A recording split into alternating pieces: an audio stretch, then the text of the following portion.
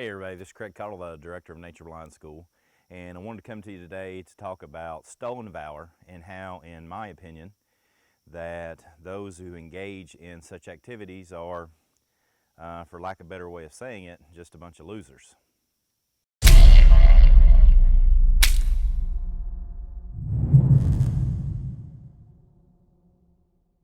Let's talk about what stolen valor is first.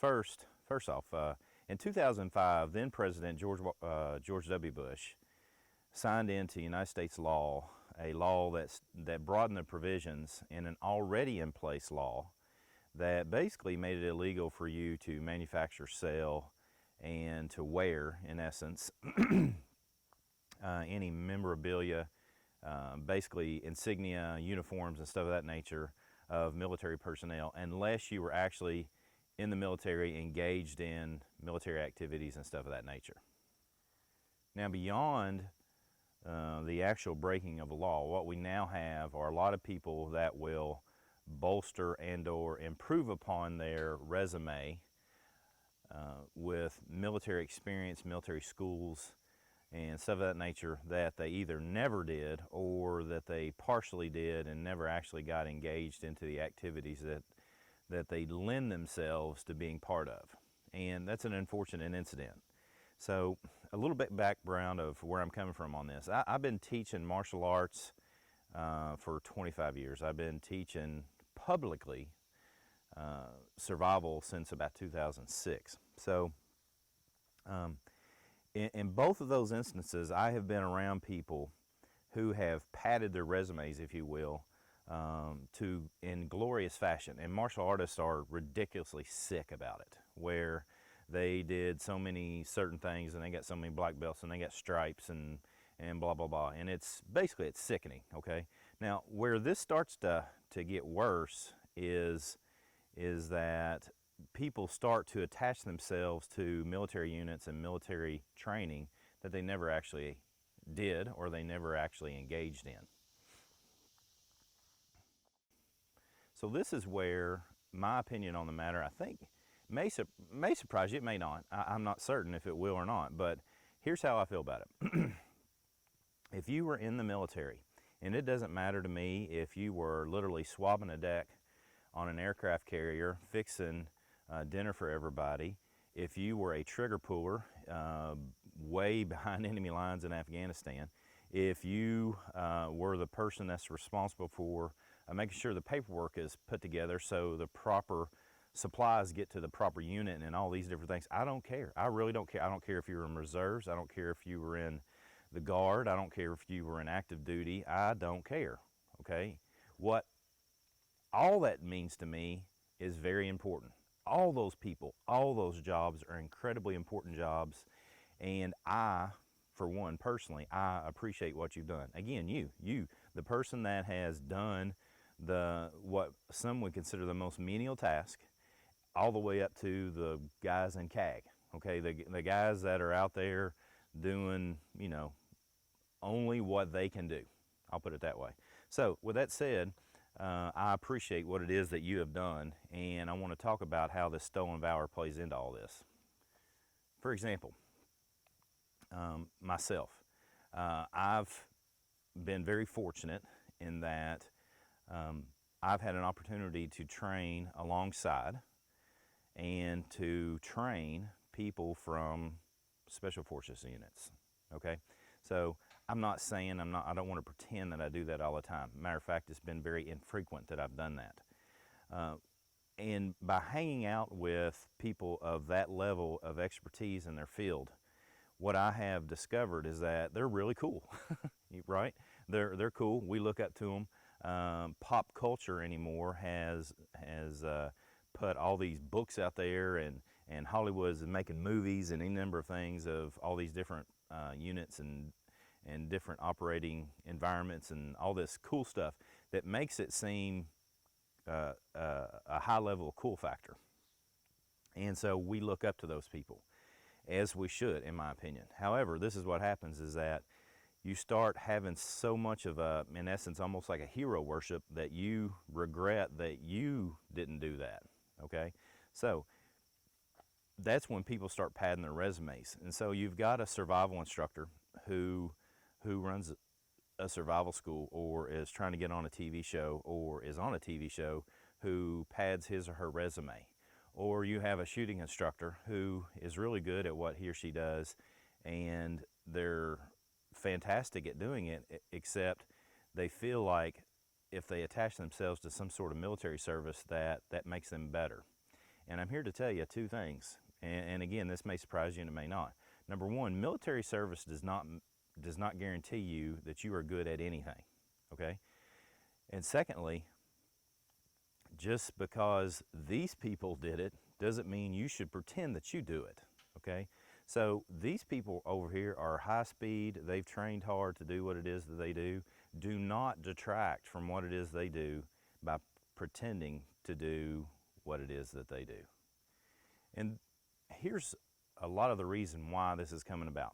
20 years ago, before Al Gore invented the internet, and I'm not saying the internet wasn't around 20 years ago, it was, but before it started to become just an average, ordinary tool for everybody or at least in the United States, you could pad your resume, and only people that saw it were those that were in direct contact with that resume.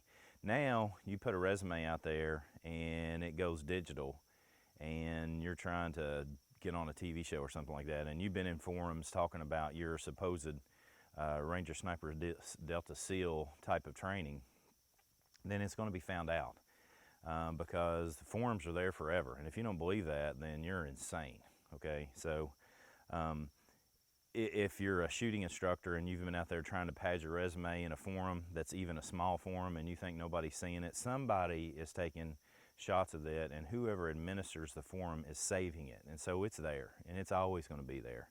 So my recommendation is just be who you are, okay?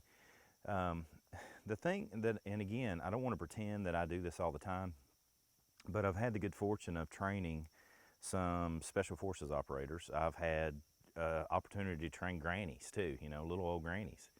And here's what I have found about this group over here, these high-speed dudes that do what they do. They are some of the most America-loving people in the world.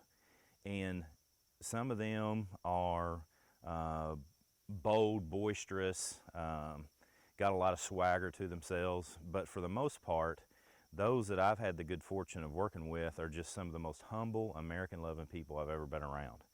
And if you were to share a campfire with them like I have, what you'll find is that they do what they do, so you can do whatever you do, whatever it is. I don't care if you're a garbage man, I don't care if you're a business executive, I don't care if you're a real estate appraiser, a homeschool teacher, a public school teacher, if you shovel hamburgers at McDonald's, I don't care. They do what they do, so you can do what you do. They love America, and they work hard, and they train hard, and they bleed, and they die on the battlefield for the freedoms that we have in America. And for anyone, and if you've done this and you're watching me right now, I'm talking to you, anyone that steals and pretends to be one of these people is a loser. Okay, I'm trying to be as nice as I can be, but you're a loser, okay? Let them be who they are, and you simply be who you are. And if that's a garbage man, be the best daggone garbage man you can possibly be. If that's a business executive, then be the best business executive you can be. If that's the best stay-at-home mother, then be the best stay-at-home mother you can be, because they are doing what they're doing to give you the freedom to do that. And for any of you people that are teaching survival, any of you people that are shooting instructors that are out there pretending that you're a Ranger Sniper SNIL Delta or whatever it is that you're pretending to be, when these dudes are over here actually doing it and basically involving in the lying and padding of your resume, then just stop it. Stop it. Be who you are.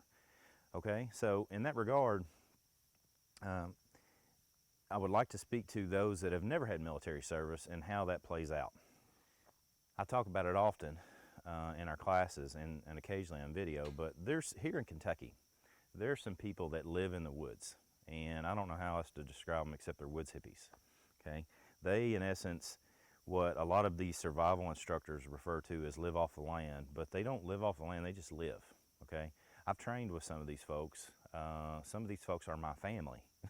And so these people don't know the name of that plant over there. They just know that it does this. And they have no idea the toxicology of it. They don't know the Latin name of it. They don't know this. They just know that when you take that plant and you do this with it, it works, okay?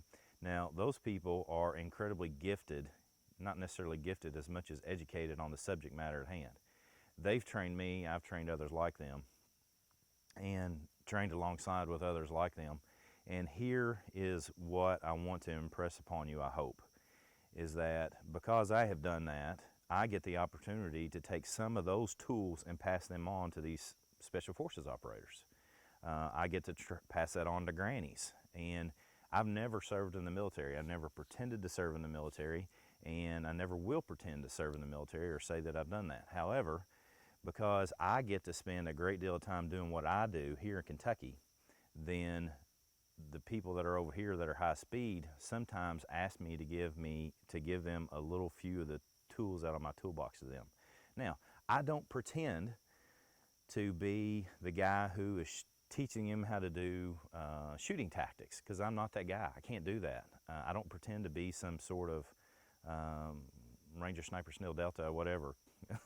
So what I'm just trying to impress upon you is that if you're doing a certain skill set, and it doesn't matter if it's basket weaving, primitive skills, survival skills, if you make blowgun darts, if you do just nature awareness education and just teach people how to be appreciative of what's around them, then you're doing good work, and do it. Do not pretend to be somebody that you're not. It doesn't matter if you have military service or not. Just do what you do, and if it's a usable skill set, the Department of Defense will seek you out. I've taught literally hundreds of people from through the Department of Defense this year, hundreds of them.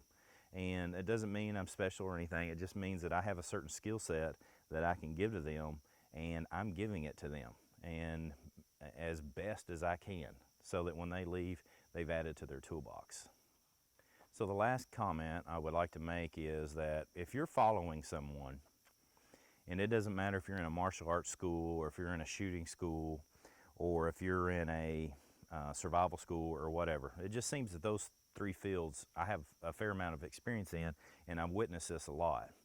If you're following someone and you have to dress like them, or if you have to have the same exact knife as them, for example, and I don't want to get too keyed in on guns, because certain guns, in my opinion, do have extremely good value, but if you have to wear the same exact clothes, the same pack, and you have to wear the same belt the same way, and all these different things, then you're probably in the beginning stages of, or in the full-born stages of, a cult, okay? A cult being where there's some specific leader, and you've got to be exactly like that leader, and you look up to them, and anything they say and everything they say is grand and beautiful, and any number of things like that. So don't be involved in a cult, okay? So learn from these people. I'm not saying you don't learn from people that run really top-notch tactical training schools or top-notch survival schools, but if you go to a school and they are constantly knocking down other schools, whether, again, it's tactical shooting or survival, and particularly in martial arts, if they're knocking down other schools, then I would have a problem with that. I'm not saying you should have a problem with that. I'm just telling you that I would have a problem with that, and my experience would be that you're probably involved in some sort of a cult activity. So I don't pretend to know it all. I have some answers. I have a answer to some issues. I do not feel as if I have all the answers to all issues. I'm just a man, and I represent who it is that I am as best I can. I try to represent our company, Nature Reliant School, as best I can.